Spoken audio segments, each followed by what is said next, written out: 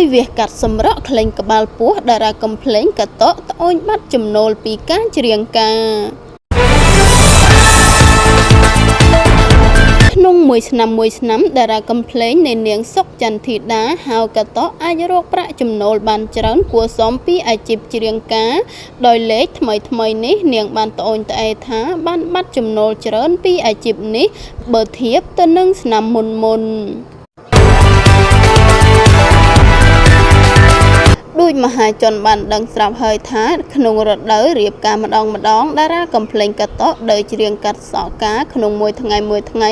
ចាប់ពី2រោងទៅ3រោងស្ទើរតែរោគពេលវេលាសម្រាប់គ្មានចម្លែកអ្វីទេឆ្នាំនេះមិនសូវមានគេហៅកាត់សក់ច្រៀងការដូចកាលពីឆ្នាំមុនសោះជួបជាមួយតារាកំភ្លេងនៃនាងកតក់កាលពីពេលថ្មីនេះបានបញ្ជាក់ប្រាប់ថាការងារច្រៀងការឥឡូវស្ងាត់ណាស់ប្រហែលជាវិបត្តិសេដ្ឋកិច្ចធ្វើឲ្យគ្រប់គ្នាមិនហ៊ានរៀបការហើយមើលទៅតែទោះជាយ៉ាងណានាងក៏បានងាកមកធ្វើការផ្សេងទៀតដើម្បីរកប្រាក់ចំណូលចិញ្ចឹមគ្រួសារ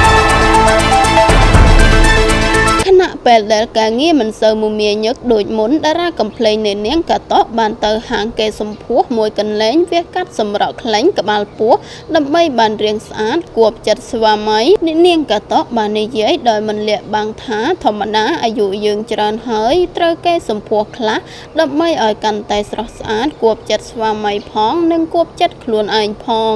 សម័យនេះហើយទៅខ្លាចអីក្នុងការបង្ហាញប្រាប់សាធារណជន